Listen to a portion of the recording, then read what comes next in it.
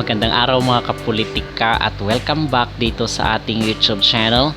Sa videong ito ay magbibigay po tayo ng reaction ating opinion dito sa isang post sa social media na sinasabi ay baka babalik na itong si Jaja Santiago dito sa kanyang original club team sa PVL na Cherry Tigo, at magbibigay rin tayo ng reaction dito sa sinasabi na baka itong Cherry Tigo ang puputol dito sa gold ng Creamline. Pero bago ang lahat ay huwag kalimutang mag-like at mag-subscribe muna kayo dito sa ating YouTube channel para updated kayo sa ating mga latest valuable issue. So merong post po dito sa social media and nakita natin na kung saan ay pinag-uusapan na marahil ay babalik itong si Jaja Santiago dito sa Cherry Tigo crossover, itong kanyang original team dito sa PVL, na kung saan ay natalo nga doon sa quarterfinals mga kapolitika dahil dito sa talagang weak itong depensa ng Cherry Tigo doon sa PVL reinforcement. Now ngayon ang sinasabi is merong pagbabanta na ang sinasabi ay ito na daw ang puputol dito sa gold ng Creamline.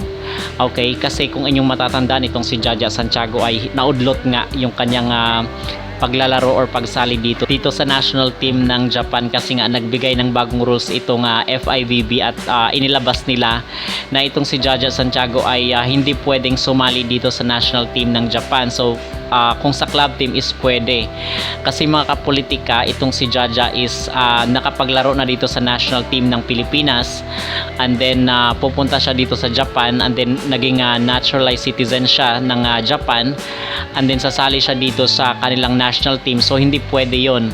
So ang requirement or ang sinasabi ng FIVB ay kinakailangan na hindi ka nakapaglaro doon sa bansa kung saan ka nag-originate, which is dito sa Pilipinas. So kung hindi naglaro si Jaja dito sa ating national team, ay pwede yon mga kapolitika na sumali siya dito sa Japan. But the fact na sumali siya dito sa national team ng ating bansa ay hindi na po pwede yon base sa rules and regulation ng FIVB. So yun po yun.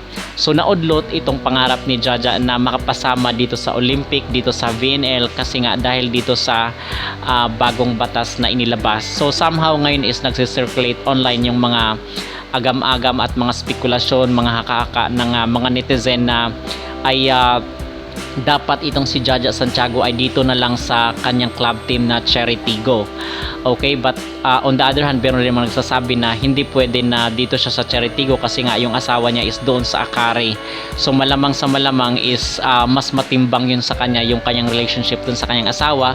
Kung kaya masasabi natin na baka doon siya sa Akari babalik, or else o-offeran siya ng Cherry Tigo ng mas malaking talent fee.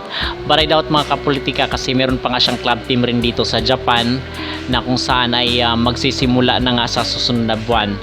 Okay, but ipagpalagay na lang natin na babalik itong si Jaja, kasi itong post sa social media ay talagang umani ng reaksyon at mga mga negatibong reaksyon dito sa ating netizen, na ang sinasabi nila ay wag na lang daw magsalita ng tapos. Okay, kasi nangyari na rin ito dito doon sa Signal, doon sa PVL Invitational, na kung saan nagbanta rin itong Signal na babawian nila itong Creamline. But at the end of the day is talagang nanaig pa rin talaga itong puwersa at talagang yung strategy ng Creamline ang nag-champion dito sa kakatapos lang na PVL Invitational at even doon sa reinforcement. So ang sinasabi ng mga netizen dito ay matagal naman na sobrang dami ang nagbanta dito sa Creamline, but talagang wala, olats talaga yung naging resulta. Kumbaga ang sinasabi ng mga netizen dito ay dapat gawin na lang, put into action na lang itong mga pagbabanta, kasi naunahan sila.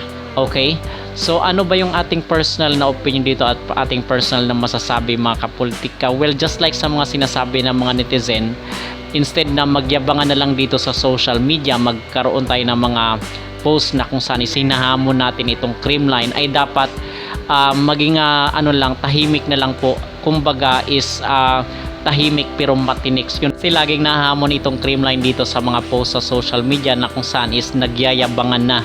Okay, so ang ginagawa kasi ng Creamline is tahimik lang sila at talagang focus sila dito sa kailang action at strategy mga kapolitika. Okay, so ito dapat ang baguhin ng ibang team, na kung gusto talaga nilang manalo dito against sa Creamline ay dapat tahimik yung paggawa nila ng kanilang game plan.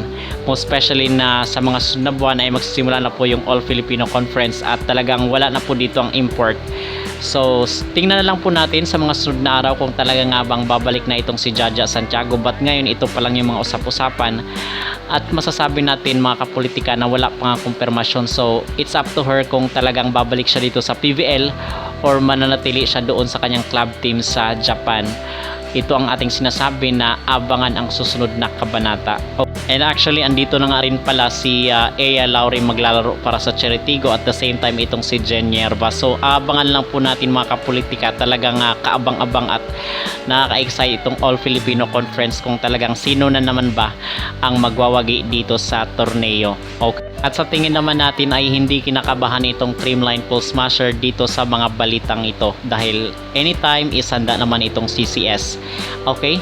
So ano ang inyong masasabi dito mga kapolitika na kung saan ay ang Cheritigo daw ang puputol dito sa gold ng Creamline Pulse Smasher, at dapat na bang kabahan itong CCS dito sa mga development ng Cheritigo? At agree rin ba kayo or payag din ba kayo na babalik itong si Jaja Santiago para dito sa PVL? Mag-comment down below. Huwag kalimutang mag-like, mag-subscribe at mag-join na rin kayo dito sa ating YouTube channel para updated kayo sa ating mga latest volleyball issue.